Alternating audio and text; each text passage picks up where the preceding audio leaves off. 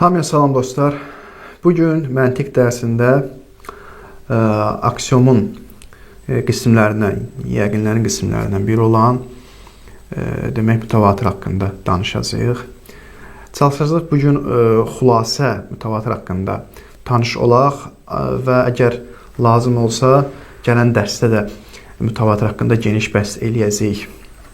İlk olaraq istəyirəm mütəvatiri kitabdan, mütəvatir barəsində kitabdan oxuyum, tanış olaq və ondan sonra bəzi dərinliklərinə giriş edəcəyik. Amma mütəvatir barəsində danışmamışdan əvvəl bir məsələ var. Onu qeyd eləyək, ondan sonra daha doğrusu mütəvatiri tərif eləyək. Bu da bundan ibarətdir ki, biz bunu bilməliyik, çünki bunun bir mütəvatirlə əlaqəsi var. O da budur ki, baxın, bir misal deyim, bu misal üzərində məsələni təhlil eləyək. Bu məsələ hissə qayıdır. Yenə qayıdır o müşahidə hiss barəsində, hisslə əlaqəsi var bir növ mütəvatirin. Hiss bəzən ağla yanlış məlumat ötürə bilir. Bunu da qeyd etmişdik. Hiss bəzən çaşa bilir. Məsələn, biz ulduzu görürük uzaqdan. Və burada zehin ağla bir məlumat ötürür. Yəni, ulduzu gördük, zehin isə gəlir ağla məlumatı ötürür. Zehin nə deyir? Məsələn, ağla deyir ki, bu ulduz kiçikdir. Gözümlə, məsələn, mən ulduzu görürəm kiçik. Zehin deyir ki, bu ulduz kiçikdir. Və ağıl da gəlib onu qəbul edir ki, demək, ulduz kiçik bir şeydir. O böyük həcmli bir şey deyil. Ağıl bunu qəbul edir. Əslində, səhv burada ağılda deyil. Hiss səhv olaraq ağla ötürdü bunu. Problemi, daha doğrusu zehin ağla səhv məlumat ötürdü. Problemi yaradan zehin idi. Zehin bir növ belə deyək, hisslə ağıl arasında bir köprü rolunu oynayır. Biz hiss eləyirik, gözümüzlə görürük, zehin də gəlir, səhv məlumatı ötürür ağlımıza. Amma bir də var ki, hiss gəlir bizə nə deyir? Biz görürük, gözümüzlə görürük, ulduzu görürük. Lakin hiss hökm edir burada. Gözümüzlə gördüyümüz bir şeyi görürük, ulduzu görürük və hökm edir. Hiss burada hökm edir ki, bu ulduz uzaq məsafədən kiçik görünür. Hissin hökmü budur. Mən ulduzu görəndə mənim gözüm deyir ki, yəni hissim deyir ki, burada ulduz ona görə kiçikdir ki, uzaq məsafədəndir. Nəinki belə mən gördüyüm kimidir. Uzaq məsafədən görünəndə bəli kiçikdir. Amma yaxın məsafədən heç də kiçik hesab olunmur bu. Uzaq məsafədən kiçik görünür. Və nə qədər insanlar belə səhvlərə düçar olub, zehin ağlı bir növ belə deyil, lor desə aldadıb, səhv məlumat ötürüb və gəlib burada insanlar səhv nəticələr əldə edir. Ona görə bu şeydə dəqiq olmaq lazımdır. Hisslə hökm eləyəndə dəqiq hökm etmək lazımdır. Bu cəhətdən alimlər deyirlər ki, hiss heç bir zaman əslində səhv edə bilməz. Hiss səhv etmir. Bəs səhv edən nədir? Zehni hökm, o zehincikər hökm eləyir. Zehni hökm hansısa bir nəsnəni ağla ötürəndə, hansısa bir hissi zehincikər ağla ötürür, o səhv ötürdüyünə görə həqiqətə, gerçəyə zid olur. Yəni, ulduz əslində kiçik deyil. O zehin səhv ötürür. Səhv burada zehindədir, zehnin səhv ötürməsindədir. Yoxsa ağıl, hiss burada səhv etmir. Hiss olduğu kimi hər şeyi qəbul edə bilir. Sən burada uzaq məsafədən bəli kiçik görürsən, amma yaxın məsafədən görürsən kiçik sayılmaz. Hiss səni burada aldatdı. Bu epistemologiyada mühüm mövzulardan biridir. Çünki hissin xəta edib etməməsi qərb təfəkküründə fərqlidir. Qərb təfəkküründə belə deyək, qərb təfəkkürləri qeyd edirlər ki, hiss səhv edə bilir. Zehin səhv ötürmədi, hiss səhv edə bilər. Qərb təfəkkür bu düşüncədir. Amma İslam alimləri bunu tamamilə əksinə deyir. İslam alimləri deyirlər ki, hiss xəta etmir, zehin hissi ağla ötürəndə səhv məlumat ötürə bilir. Onu, yəni dəyişir, ağla səhv qəziyyəni çatdıra bilir. Bu zehnin problemidir, nəinki hissin problemidir. Və bu cəhətdə müsəlman alimlərindən Qərb alimləri arasında burada fikir ayrılıqları var. Bunu yəni deməliyik ki, mütəvatirlə əlaqəsi var deyə bunu yəni bilməliyik. İndi isə gəldik mütəvatirinə. Düşünürəm ki, bəhs yavaş-yavaş aydın olacaq, izah olunacaq. Yəni nəyə görə birinci modelik, sonra modelik. Bugün və yaxud gələn dəfə bunları bilməliyik, müəyyən bir müqəddimələr qurmalıyıq ki, sonda aydın olsun ki, biz bunları niyə danışdıq. Məsələn, bunun mütəvatirlə əlaqəsi də budur ki, yəni, mütəvatir bir növ hissitdə, yəni görürsən, eşidirsən. Mütəvatir aksiyomlardan biri hesab olunur. Xüsusilə əqidədə, inancda, teologiyada aksiyomlardan biridir. Məsələn, tutaq ki, biri Peyğəmbəri qəbul edir, İslam Peyğəmbərini qəbul edir, onun kimliyini qəbul edir. Biri Peyğəmbərinin varlığını qəbul edir ki, Peyğəmbər var, yoxsa yox, bəli, Peyğəmbər var, mövcuddur. Məhəmməd adlı deyən bir şəxs var ki, o Peyğəmbərdir. Və yaxud da Quran, məsələn, Quran görəsən təhrif olunub, xeyr olunmayıb. Məsələn, Quran təhrif olub olmaması bu kimi məsələlər və yaxud imamların varlığı, imamlar varmı və sayı 12-dir, 12 dənə imamdırmı? Bunların hamısı, inanc məsələlərinin hamısının əsaslanması həmin bu mütəvatir aksiyonlardan istifadə olunur. Biz mütəvatir vasitəsilə bunları gəlib çatırıq. Və yaxud da başqa ölkələrin olması. Fərz eləyək ki, elə ölkə var ki, mən nə televiziyadan eşitmişəm, nə ora özüm getmişəm. Ümumiyyətlə, ölkəni mən heç bir tanışdığım yoxdur. Burada mən amma o ölkənin varlığını qəbul edirəm. Necə? Mütəvatir vasitəsilə qəbul edirəm. Mütəvatir açacaq nə deməkdir tam olaraq?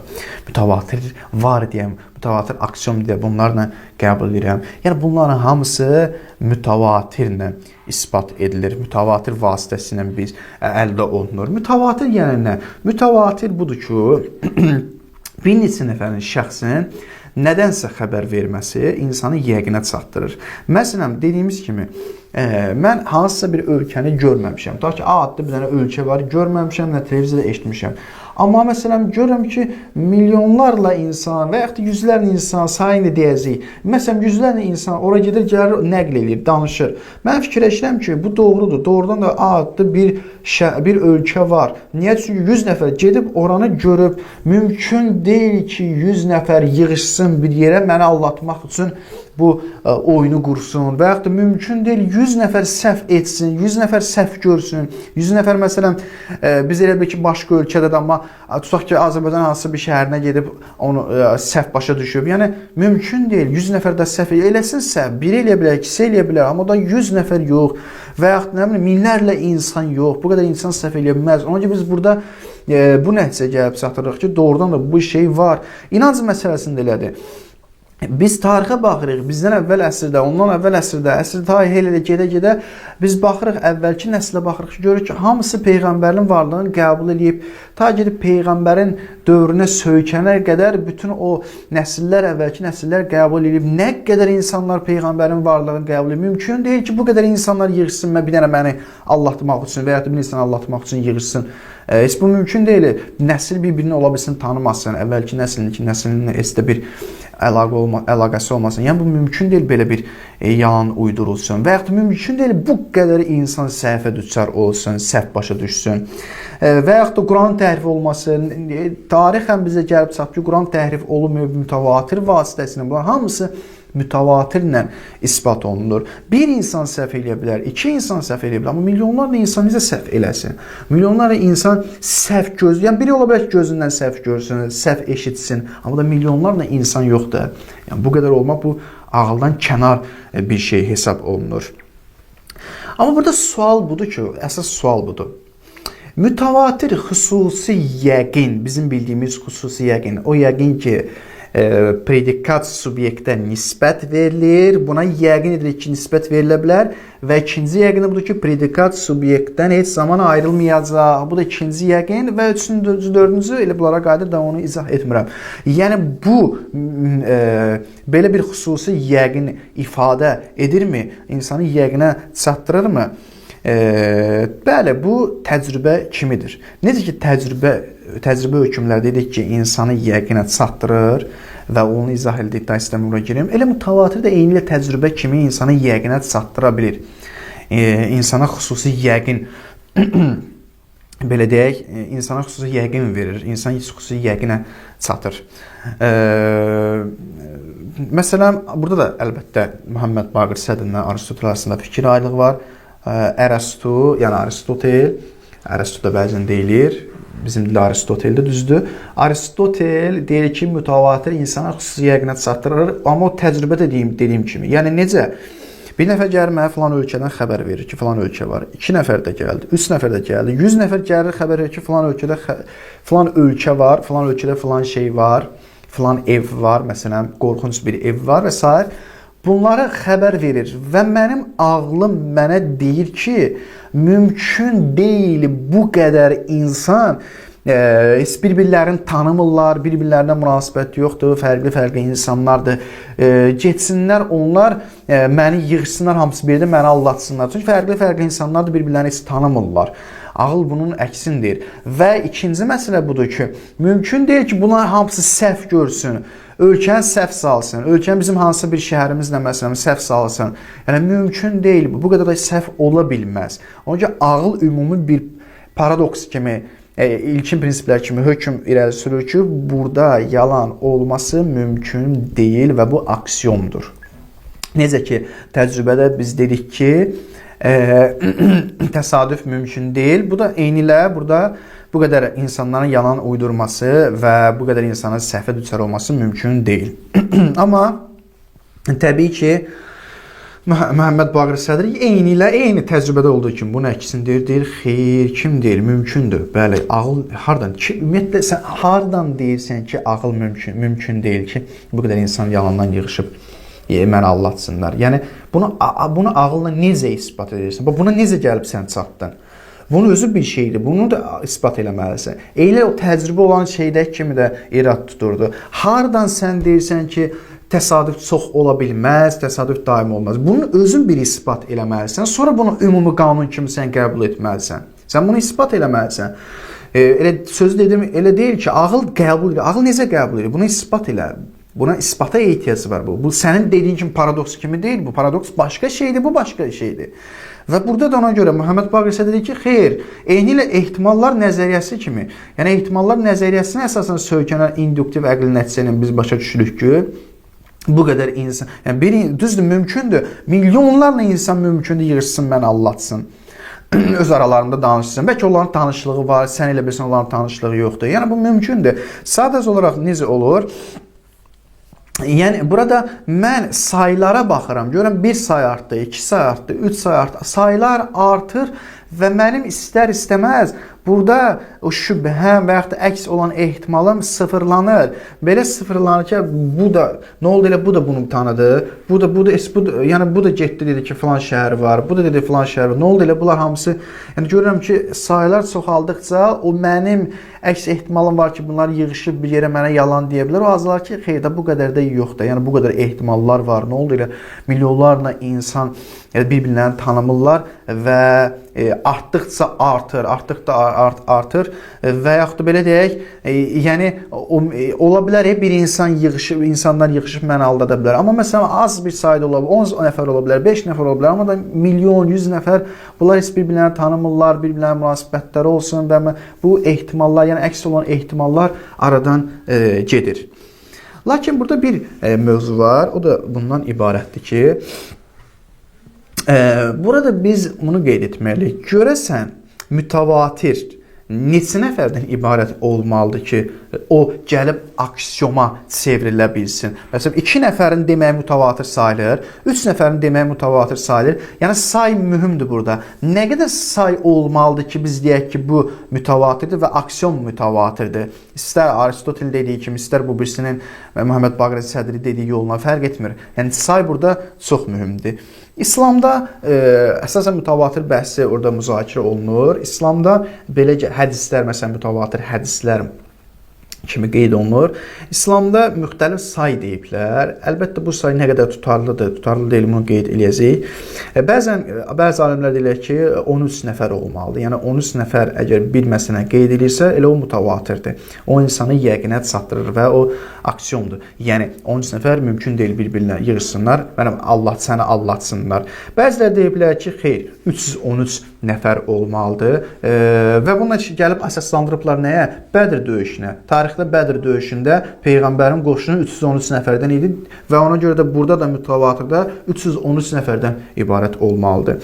Bəzilər deyirlər ki, 20 nəfər olmalıdır. Çünki Allah Quranda Ənfal surəsinin 65-ci ayəsində buyurur ki, mən ayənin əvvəlini və axirini demirəm, orada bəzi söhbətlər, bəzi məsələlər gedir, Allah bəzi məsələləri açıqlayır və ortada qeyd edilir ki, içərinizdə 20 səbirli kişi olsa, filan şey olar. İçərinizdə 20 səbirli kişi. Ona görə buna əsasən 20 səbirli kişi deyirsə 20 nəfər olmalıdır. Bəziləri isə deyirlər ki, 70 nəfər olmalıdır ki, mütəvatir aksiyon olsun. Çünki 70 nəfər Musa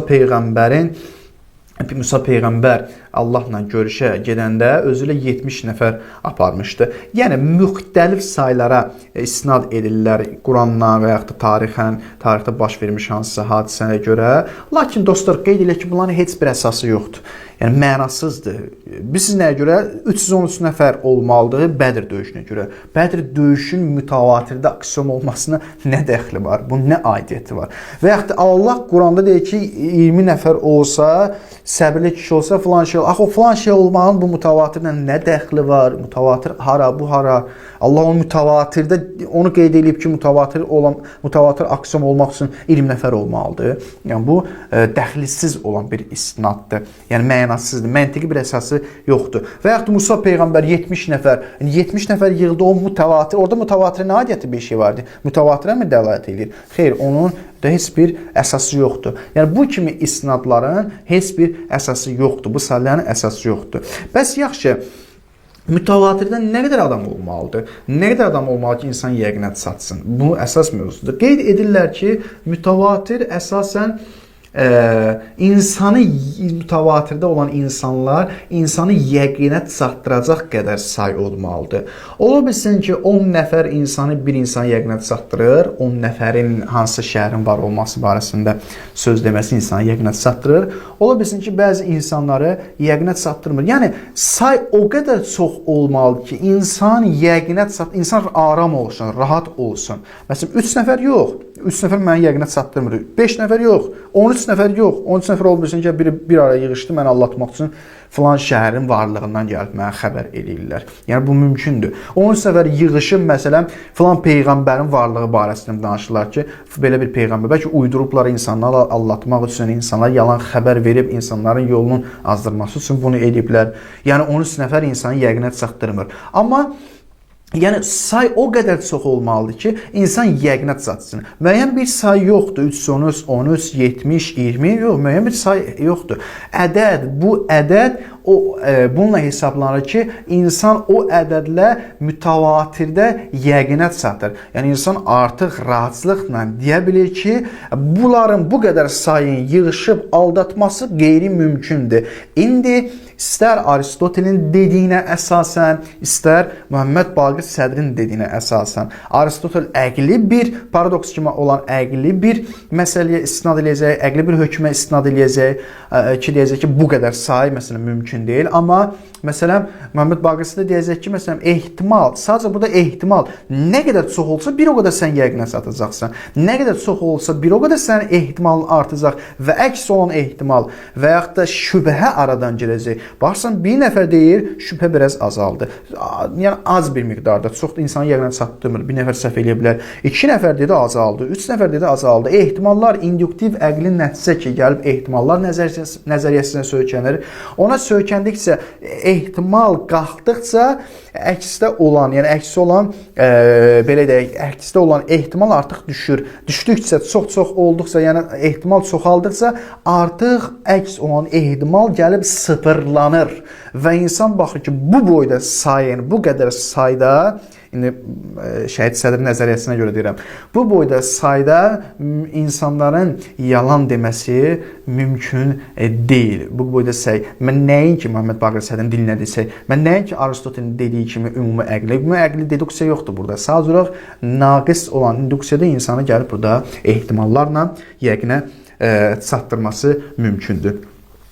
Və ona görə də qeyd olunur ki, yenə deyirəm, Aristoteldə həmin o təcrübə kimi Aristotel mütəvatiri o zaman aksiom qəbul edir ki, orada induksiya deduktiv əqli nəticəyə söykənsin. Və ona görə də eyni təcrübədə bu da gəlib o say məsələsini deduktiv əqli nəticəyə söykəndirir ki, bu boyda sayda allatmaq mümkün deyil. Ona görə mütəvatir bu cəhətdən paradoks kimidir. Paradoks kimi hesab olunur. Dostlar, bir məsələni qeyd edeyim. Şəhid Sədr ona görə də bəzi məsələlərdə, hətta Allahın varlığını, inancda bəzi olan məsələləri gəlir Aristotelin sözünü vurmağı ki, orada heç bir deduktiv əqli nəticə yoxdur. Bəzilə deyə bilər ki, onda belə çıxır Şəhid Sədr onun dini inancı puça sıxır ki, biz o qədər şeylər var ki, mütəvatir vasitəsini isbat eləmişik, peyğəmbərliyi mütəvatir vasitəsini isbat etmişik. Yəni onda belə çıxır ki, peyğəmbərlik puç oldu, aradan getdi. Bu çünki aksiyon deyil, yəqinə satmır. Çünki o Aristotelin dediyi fikri qəbul edir. Aristotel hardasa bir məsələn, misal üçün ağıllı bir söz deyir ki, əqli deduksiya var burada, yəqin var, əqli nəticə ilə gəlib çatırsan. Amma Muhammed Baqir Sədr bunu vurur. Onda burada necə oldu? İnanc aradan gedir, insan inancı aradan gedirmi? Bunu qeyd etdik. Muhammed Baqir Sədr, ya burada neçə məsələ var? Ya Muhammed Baqir Sədr gəlib inancını inkar etməməsi üçün Aristotelin dediyini qəbul etməlidir ki, mütəvatirdə deduktiv əqli nəticə var. Ya da ki, əgər qəbul eləmirsə, onda nə etməlidir? İnancı inkar etməlidir. Ya da ki, biz bunu başqa bir yolla həll etməliyik. Başqa bir yol ortaya qoymalıyıq ki, başqa yolla biz bilək ki, yəni inancı, əgər inanc insan aksiyon deyilsə, mən niyə inancda olum? Mən niyə Allahın varlığına inanım? Mən niyə Peyğəmbərin, imamların varlığına inanım? Mənim üçün aksiyon deyil. Aksiyon olmayan bir şey mən nə inanım ki? Yəni, başqa bir yol olmalıdır. Muhammed Baqir Sədr gəlib Aristotelin sözünü inkar etməklə inancı inkar etmək mənasında deyil. O deyir ki, xeyri, elə deyil. Niyə ki? Baxı, qeyd etdik. Naqis olan induksiya zaten insan ilə yəqinə çatdırır da. Necə ki, sən deduktiv əqli nəticə ilə gəlib yəqinə çatırsan, burada da eyni ilə ehtimallar çoxaldıqca əks olan ehtimal azalır, elə insan yəqinə çatır. Bu da kifayət edir. Bu da insanı yəqinə çatdıra bilir. Eyni bu yəqin kimi. Yəni, nəyə ki, Muhammed Baqir Sədr inancı inkar etməkdədir burada? Xeyr, sadəcə olaraq gəlib başqa bir yol təklif edir. Bu da dostlar, mütəvatir haqqında olan qısa giriş idi və Aristotellə Şəhid Sədrin fərqli fikirləri idi, fikir ayrılıqları qeyd etdik. İndi isə düzdür, baxacam, əgər lazım olsa gələn dərsdə bəzi mütəvatirin bəzi məsələlərinə yaxşı yerləri var. Belə deyək, Lordi, qaymaq yerləri var, qaymaqlı yerləri var. Onlara işarə etmək lazımdır, düşünürəm. Bir dəfə məntiq oxuyuruq da, yəni bir dəfə oxuyaq, amma kamil oxuyaq, xəbərimiz olsun, xəbərdar olaq. Bunları inşallah mən hələ ki bura yekunlaşdırıram, amma gələn dəfə bəzi əlavə məlumatlar əgər olsa mən onu qeyd eləyəcəm. Hələ ki indi gəldik bu kitabla mütəvatir görək burada necə tərif eləyir, nə deyir mütəvatir haqqında. Deməli, burada qeyd olunur ki, mütəvatir haqqında məsələn, bir dənə misal gətirir. Təsəvvür edin ki, Sibir deyilən yer vardır. Və yaxud da Quran əziz Peyğəmbərimizin kitabları bu iki hökmə biz necə yəqin etmişik? Biz məsələn, şimal qütbündə yerləşən Sibirə getmişik? Xeyr, getməmişik təbii ki. Yaxud da Peyğəmbərin zamanında yaşamışıq ki, deyək ki, bu Peyğəmbər var, yaxud da bu kitab Peyğəmbərin kitabıdır. Şübhəsiz ki, biz bunu heç bir nə yaşamamışıq Peyğəmbər dövründə, nə Sibirdə olmamışıq ki, Sibirin varlığı məsələn təsdiqləyək. Məsələn, indi fəzləyək biz Sibirdə, indi kimsə getsə o getməyənlər üçün təbii ki. Bizim yəqinimizin səbəbi olan bu mütəvatirdir. Yəni, bu xəbərləri müxtəlif şəxslərdən o qədər eşitmişik ki, biz artıq onların doğruluğu barəsində bizim şəkkimiz yoxdur. Və mütəvatir hökmlərə yəqinin hasil olması, xəbər verənlərin xüsusi bir sayda olması da şərtləndirilmir. Bunu da qeyd etdik. Ən başlıcası budur ki, buna yəqin etmək lazımdır. İnsan hara qədər yəqinət satsa, ora qədər sansız sayda yəqinət satırsa və o sayda insana kifayət edəcək. Müxtəlif şəxslər tərəfindən ayrı-ayrılıqda xəbər verilən hadisəni o şəxslərin hər biri müstəqil şəkildə görmüşlər və bir-birlə sözləşib bu xəbəri yaymışlar. Təbii ki, indi bunu gələn dəstə qeyd edəcəm ki, mütəvatir hökmlərdə, usul elmində, usul kitablarında hədislərin hüccəti bölməsində müfəssəl şəkildə bəhs olunur. Lazım olsa onu inşallah oxuyacaq, qeyd eləyəcək. Yaxşı mövzulardandır. Bir də dostlar, bunu qeyd edək ki, bu şəhid sədrin və Aristotelin arasında bu münaqişələri danışmamız çox yaxşıdır. Bunları biz bilməliyik, fərqli fikirləri biz bilməliyik və burada da başqa əgər olan hansısa bir fərqli fikirləri olsa, onun barəsində inşallah gələn dərsdə çatacaq. Bu da mütəvatir hökmlər haqqında olan mütəvatir hökmlərin tərifi idi. İnşallah gələn dərsdə intuitiv hökmlər haqqında əgər əlavə olmasa mütəvatir haqqında, əlavələr olmasa gələn dərsdə intuitiv hökmlər haqqında danışacağıq. Dərsimiz dostlar bura qədər.